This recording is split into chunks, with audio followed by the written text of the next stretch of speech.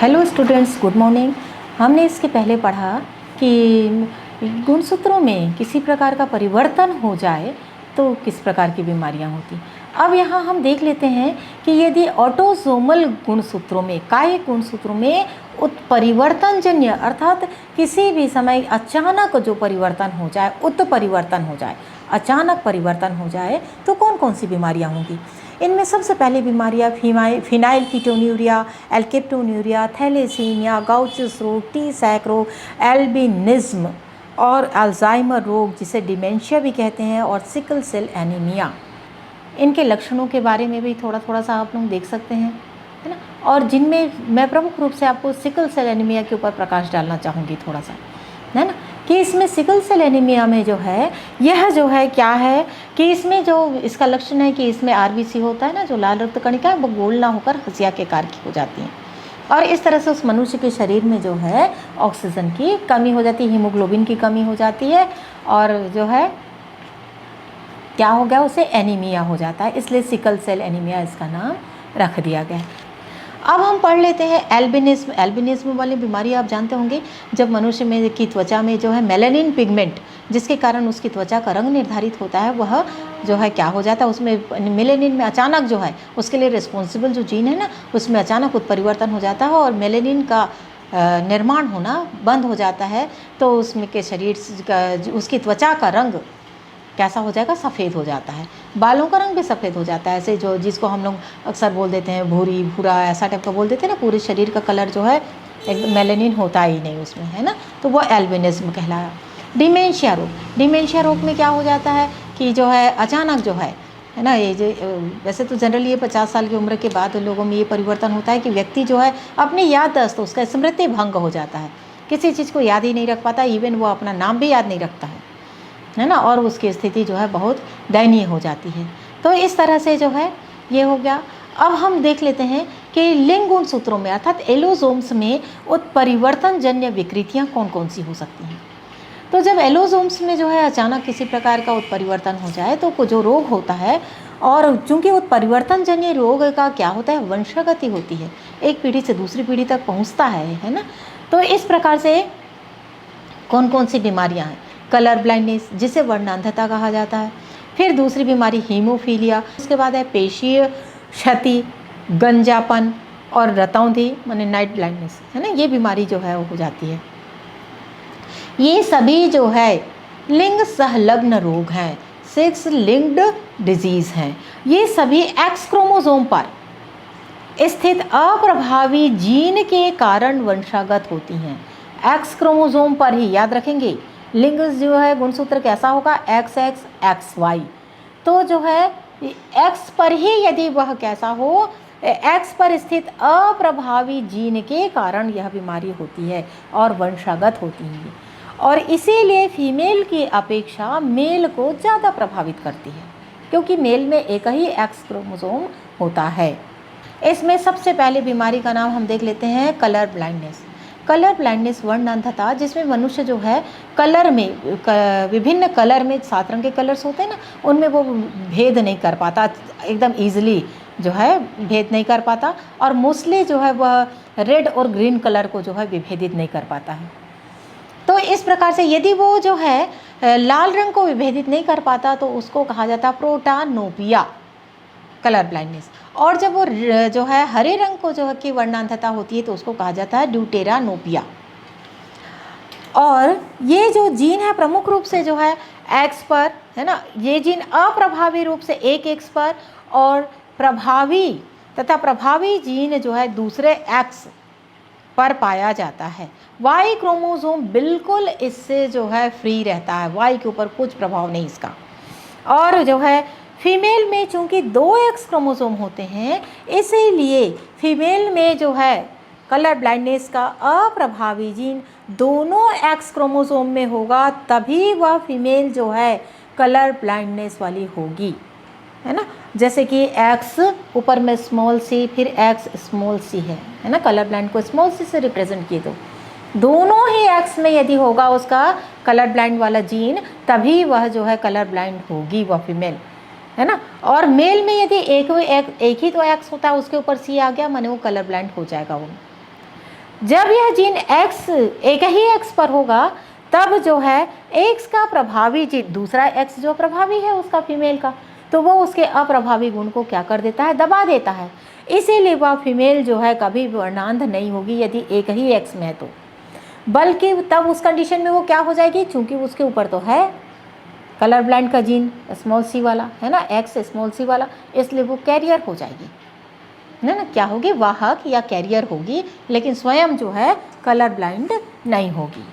और इस तरह से जो है मेल में जो है क्या होगा, एक ही X क्रोमोसोम होता है और उसमें वर्णांधता का जीन यदि आ गया तो वो मेल जो है कलर ब्लाइंड हो जाता है। लेकिन जो है मेल कभी भी वाहक नहीं होता है ना, और कभी भी वह जो है क्या होगा, जो है वाहक नहीं होता। अब देखते हैं अलग अलग केसेस और इसका किस प्रकार से एक पीढ़ी से दूसरी पीढ़ी तक इसकी वंशागति होती है। सबसे पहली कंडीशन है यदि फीमेल जो है वो कैसी है, सामान्य है, और मेल जो है कैसा है, मेल जो है कलर ब्लाइंड है, मेल जो है कलर ब्लाइंड है और फीमेल जो है कैसी है, सामान्य है, तो XX क्रॉस XCY, इनको हम देखें गेमीट बना XX और XCY, तो देखें इसकी जो बनी XXC, तो ये दोनों जो है, जो XX है और उसके ऊपर CC लगा ना, तो ये दो पुत्रियां हैं, वाहक पुत्री, और जो पुत्र बनेंगे वो कैसे रहेंगे, नॉर्मल XY। ठीक। दूसरा केस, जब नॉर्मल है मेल और फीमेल जो कि कैसी है, कैरियर है, जब इनके बीच में इस प्रकार से होगा तो जो है क्या होगा, इसमें 25% जो है कलर ब्लाइंड सन, 25% सामान्य सन और 25% सामान्य पुत्री और 25% वाहक पुत्री जो है उत्पन्न होगी। यहाँ पर रेखा चित्र बना हुआ है, उसको देख लीजिए और उसके बाद ये इसका परिणाम उसको याद रखना है आपको। तीसरा केस, यदि जो है पुरुष जो है कलर ब्लाइंड है और फीमेल है जो कैसी है, वाहक है, तब क्या होगा, इसमें जो है 25% जो है कैसे होंगे, वर्णांध होंगे, है ना, वो पुत्र जो है वर्णांध मतलब कलर ब्लाइंड, और 25% जो है वो कैसे होंगे, सामान्य पुत्र होंगे। 25% पुत्री जो है कैसी होगी, वाहक होगी, और 25% पुत्री जो है कैसी होगी, कलर ब्लाइंड होगी। कलर ब्लाइंड कब होगी फीमेल, उस कंडीशन को सोचिए आप, कब होगी, जब मेल कलर ब्लाइंड है और फीमेल जो कि कैसी है, कैरियर है, कलर ब्लाइंड है और उसकी पत्नी जो है कैसी है, यदि कैरियर है, तब उस स्थिति में जो बेबी गर्ल उत्पन्न होगी वो कलर ब्लाइंड होगी। चौथा कंडीशन है कि मेल तो सामान्य है लेकिन फीमेल जो कि कलर ब्लाइंड है, अब तब क्या होगा, तो इस कंडीशन में 50% कलर ब्लाइंड सभी पुत्रियां कैरियर होंगी और सभी पुत्र जो है 50% पुत्र जो है कैसे होंगे, कलर ब्लाइंड होंगे, और 50% पुत्रियां वाहक, है ना, और जो है जो पुत्र होंगे 50% जो है वो कैसे हो सकते हैं, वर्णांध हो सकते हैं। रेखा चित्र यहाँ बना हुआ है, उसे आप जो है देख लीजिए। अब दूसरी बीमारी है, सेम टू सेम इसी प्रकार से उसकी भी वंशागति होती है। इसमें सिर्फ जो हमने X के ऊपर C लिखा था तो वहाँ पर क्या हो जाएगा, X के ऊपर स्मॉल h। वो उस बीमारी का नाम मैं बता रही हूँ आपको, हीमोफीलिया। परसेंटेज ज्यों का त्यों रहेगा, केसेस भी सामान्य रहेंगे, वर्णांध की जगह हीमोफिलिक आ जाएगा बस, और बाकी सब कुछ सामान्य, क्योंकि ये भी सेक्स लिंक्ड डिजीज़ है ना। इसीलिए जो है यहाँ पर भी देख लेते हैं हम लोग हीमोफीलिया। हीमोफीलिया रोग क्या है, जिसे ब्लीडर्स रोग भी कहते हैं, जिसमें यदि कहीं घाव हो जाए, चोट लग जाए, तो यदि ब्लीडिंग स्टार्ट हो रही है तो वो ब्लीडिंग जो है ख़त्म नहीं होता, उसका रक्त का थक्का जमने में बहुत समय लगता है। नहीं तो हम लोग देखते हैं कहीं चोट लग जाती है, थोड़े समय बाद वहाँ पर थक्का जम जाता है रक्त का, और खून जम जाता है जिसको हम बोलते हैं, और उसका ब्लीडिंग बंद हो जाती है। लेकिन हीमोफीलिया डिजीज़ में खून का थक्का नहीं जमता, खून लगातार बहता रहता है, उसको जमने में आधा घंटा से लेकर 24 घंटे तक भी लग जाते हैं, और उससे ज़्यादा भी कभी कभी तो जो है अत्यधिक रक्तस्राव के कारण व्यक्ति की क्या हो जाती है, मृत्यु भी हो जाती है। यह बीमारी जो है राज परिवार में, राज घराने में मिलता था, मिला सबसे पहले देखा गया उसमें तो विक्टोरिया, रानी विक्टोरिया के वंशावली में यह बीमारी जो है को देखा गया था और रानी विक्टोरिया स्वयं इस बीमारी से ग्रसित थी। इसकी भी वंशागति same to same colour blindness के समान। कलर ब्लाइंड में जो हमने एक्स के ऊपर जो स्मॉल सी लिखा था, वहाँ पर यहाँ क्या हो जाएगा, एक्स के ऊपर स्मॉल एच, और वंशागति सेम टू सेम वैसी ही होगी। 4 केसेस हैं इसके भी। तो इस तरह से जो है ये बात हो जाती है। अब अगला जो मुख्य चीज़ हमको जो जानना है वो है आपका क्या चीज़ है, पेडिग्री एनालिसिस।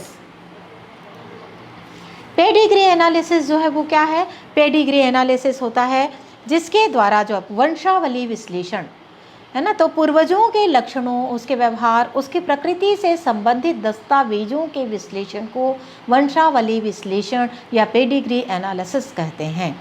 इसकी सहायता से हम पूर्वजों में पाए जाने वाले विभिन्न प्रकार के रोग, उनके बालों का रंग, बालों की लंबाई, उनकी प्रकृति की गोल हैं कि लंबे हैं, बाल मतलब घुंघराले टाइप के हैं कि सीधे हैं, है ना, और उसके बाद जो है हम देख सकते हैं कि बाल भूरे कलर के होते हैं कि ब्लैकिश हैं, या तो जो है उनकी आँख की पुतली का रंग, इस प्रकार से जो है, और उनमें होने वाला वही कलर ब्लाइंडनेस है, और उनमें पाया जाने वाला आपका क्या चीज़, हीमोफीलिया है, इन सब, और साथ में हम जो है उंगलियों की संख्या है ना कि 5, किसी किसी का 6 होता है ना, तो इस तरह हाथ और पैर में, किसी किसी का तो चारों जगह जो है, मतलब इसमें भी जो रहेगा, हाथ में भी 10 की जगह 12 रहेगा, पैर में भी उसी तरह से। तो ये सब चीज़ जो है उसको जो है पता चल जाता है, अर्थात पूर्वजों में किस प्रकार का जो है कि उनकी प्रकृति था, व्यवहार था, ये सब के बारे में जानकारी हो जाती। पेडिग्री एनालिसिस के लिए विभिन्न प्रकार के सिंबल्स हैं जो आप यहाँ देख सकते हैं, और उन सिंबल्स का उसके बाद जो है यदि हम उसका जानने के बाद हम ये देख सकते हैं कि यदि जो है सिंबल में ये भी दिया हुआ है नॉर्मल, मेल फीमेल, और कोई लिंग नहीं है तो भी, उसके बाद जो है उनका फ्यूज़न बताया गया है। यदि हम जो है दूर दराज में, मतलब जो रिलेटिव नहीं है उनके मध्य विवाह होता है तो उससे उत्पन्न संतति, उसके बाद यदि जो है रक्त संबंधी है ना, उनके बीच में यदि विवाह हो जाए तब उसके जो उत्पन्न संतति, उनमें क्या दिख रहा है, तो यदि रक्त संबंधी से या थोड़े से समीप के रिश्ते नातों में यदि शादी की जाए ना, तो उससे जो है क्या हो जाता है, ये आनुवंशिक बीमारियां जो है वो भी परिलक्षित हो सकती हैं। इसके बारे में यहाँ पर दिखाया गया है और उसे आप देख सकते हैं। इस तरह से ये चैप्टर हमारा कंप्लीट हुआ। ऑल द बेस्ट बेटा। इस चैप्टर से बहुत सारे क्वेश्चंस जो हैं वो पूछे जाते हैं और इनको आपको ध्यान से पढ़ना है, क्योंकि अभी स्कूल खुलने की निश्चितता नहीं है। तो मैंने वेबिक्स में आप लोगों को पढ़ाया। वेबिक्स में पढ़ाने के बाद मैंने अनुभव किया कि जो है इसको क्या किया जाए कि थोड़ा सा यूट्यूब भी मैं बना देती हूँ जिससे आप लोग पढ़ पाएँ और अच्छे नंबरों से पास हो जाएं। ठीक, ऑल द बेस्ट बेटा। ओके।